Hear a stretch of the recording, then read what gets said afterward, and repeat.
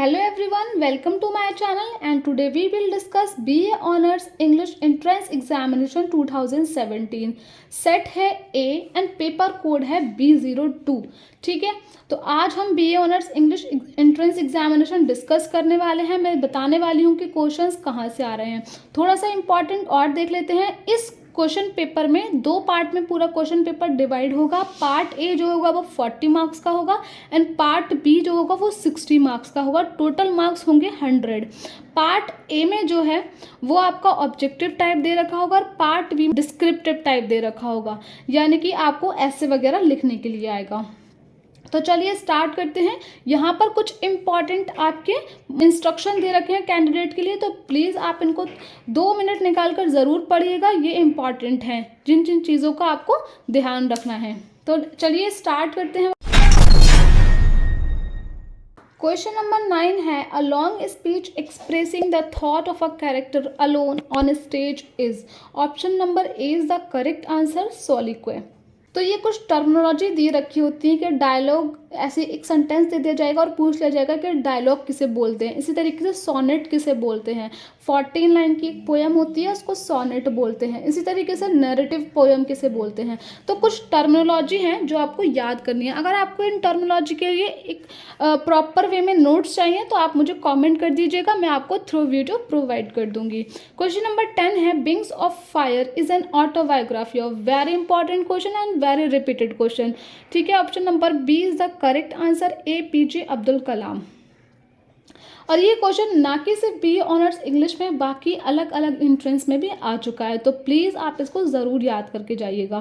Question number 11 है, who wrote the story Toba Tek Singh. Option number D is the correct answer, Saadat Hasan Manto. उसके अलावा प्रेमचंद ने कौन कौन सी इंपॉर्टेंट वर्क लिखी हैं वो आपको देख कर जाने हैं. Question number 12 is, Hindi film Omkara is based on which experience play. Option A is the correct answer, Othello. Here Macbeth, Hamlet and King Lear is also very important, तो वो देखकर आप जरूर जाएंगे. ठीक है.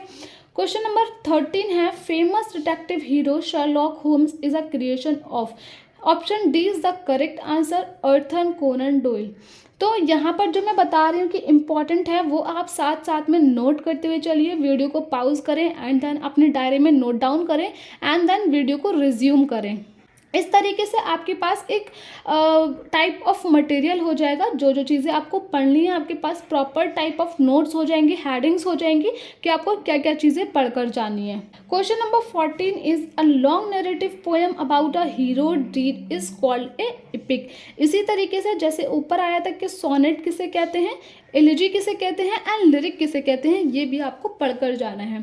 Question number 15 is, a person or character who is telling the story is called narrator. Option D is the correct answer. उसी तरीके से प्रोटोगनिस्ट कौन होता है, जो मेन रोल होता है किसी भी नॉवल में, वो प्रोटोगनिस्ट कहलाता है. एक्टर आपको पता होगा जो एक्टिंग करता है, एंड देन कैरेक्टर. तो ये छोटे छोटे जो टर्म होते हैं इनकी आपको मीनिंग ज़रूर देख कर जाने हैं. Question number 16 is, the time and place in which the action of the story take place is called a setting. उसी तरीके से प्लॉट क्या होता है, करेक्टराइजेशन क्या होती है और यूनिटी क्या होती है, वो भी आपको देख कर जानी है. Question number 17 is, 100 years of solitude was written by. Very important and repeated question है ये. Option number B is correct answer, Gabriel Garcia Marquez. Question number 18 is, who wrote the poem I wandered lonely as a cloud. Option A is the correct answer, William Wordsworth. उसके अलावा John Keats, John Milton and TS के famous work भी आपको देख कर जाने हैं, बहुत इंपॉर्टेंट है. क्वेश्चन नंबर 19 है, what was Ali Baba's profession in Ali Baba and the 40 thieves. बहुत ज़्यादा फेमस वर्क है. Option number D is the correct answer, woodcutter. Question number 20 is, who wrote Anna Karenina. बहुत important work है. Option C is the correct answer, Leo Tolstoy. 21 is, finish the sentence I have been living in Delhi dash. Option number C is the correct answer, for 10 years. Question number 22 is, complete the sentence I wish dash. Option C is the correct answer, you hadn't said that. Question number 23 is, which country contain the largest English speaking population in the world? Option number D is the correct answer, United States. Question number 24 is who won the Nobel Prize in Literature for 2016? Option B is the correct answer, Bob Dylan. इसी तरीके से अब ये आ गया 2016 का। इससे पहले जो हमने पेपर्स करे हैं उसमें 2022 का पूछा गया है एंड एक में 2020 का पूछा गया है। तो प्लीज़ आप ये ज़रूर से याद करके जाइएगा कि 2016 में किसको मिला था, 2020 में किसको मिला है, 2022 में किसको मिला। ठीक है, बहुत इंपॉर्टेंट है। 25 is James Joyce wrote the novel.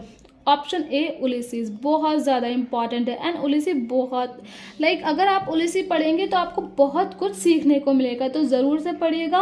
Heart of darkness किसने लिखी है, जोसेफ कॉनरेड ने, इसको ज़रूर से पढ़िएगा। क्राइम एंड पनिशमेंट, अभी हमने एक क्वेश्चन कवर किया है जिसमें क्राइम एंड पनिशमेंट आया था कि किसने लिखा है, तो बहुत ज़्यादा इंपॉर्टेंट है, आप ज़रूर से देख कर जाइए कि किसने ये वर्क्स लिखे हैं। 26 है Bolshevik revolution in Russia took place in very important and very repeated question. Option B is the correct answer, 1917. 27 is Abhijnana Shakuntalam was written by option A Kalidas.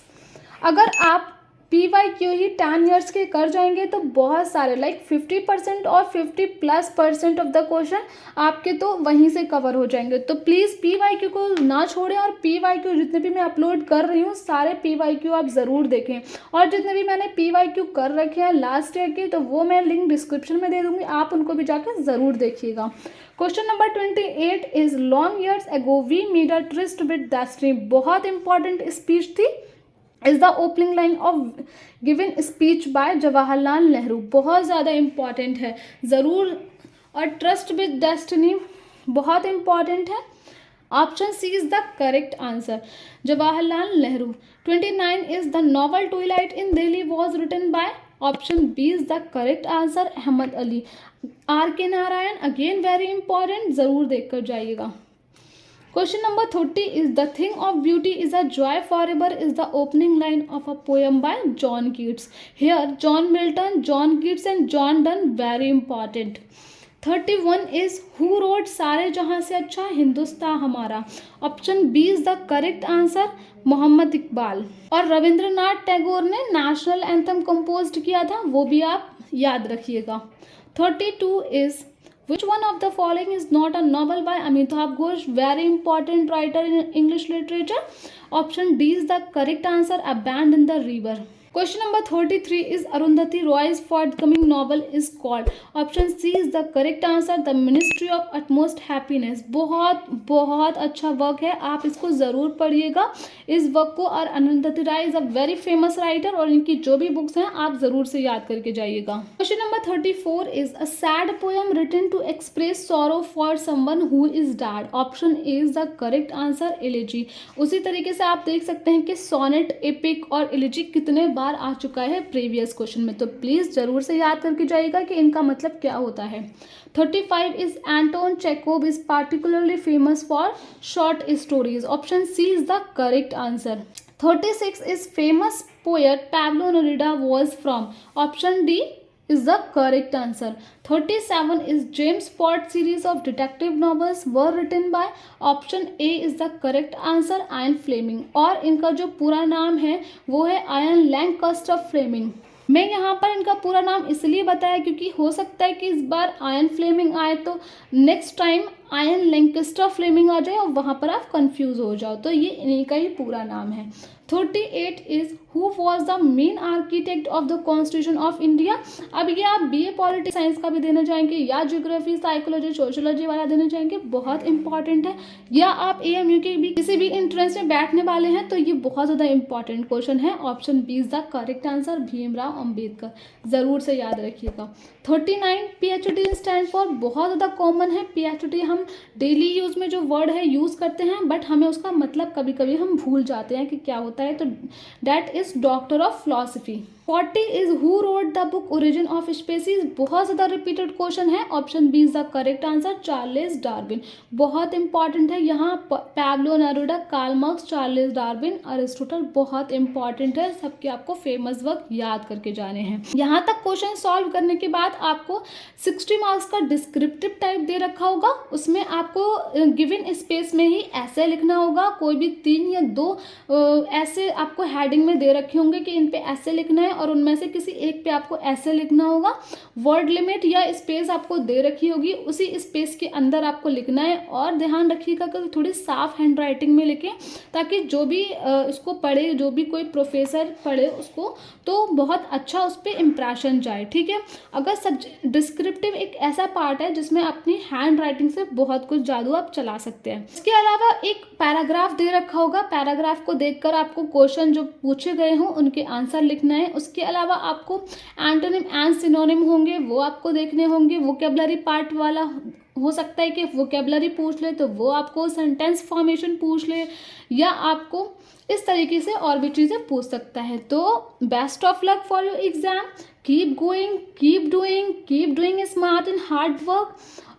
और कोई भी क्वेश्चन पूछा हो, कोई भी क्वेरी हो, आप मुझे कमेंट कर सकते हैं, मैं आपको ज़रूर से रिप्लाई कर दूंगी। अगर आपको हमारी वीडियोस अच्छी लगती हो तो प्लीज़ लाइक करें, अपने फ्रेंड्स के साथ शेयर करें, चैनल को करें सब्सक्राइब और बेल नोटिफिकेशन को भी टैप कर दें, ताकि जब भी मैं वीडियोस अपलोड करूं आप तक ज़रूर से पहुंच जाएं। और भी कोई पेपर का एनालाइजेशन चाहिए, या क्वेश्चंस चाहिए, या प्रैक्टिस के लिए क्वेश्चंस चाहते हैं, तो आप मुझे कमेंट कर सकते हैं। मिलते हैं आपसे नेक्स्ट वीडियो में, तब तक के लिए बाय बाय, टेक केयर।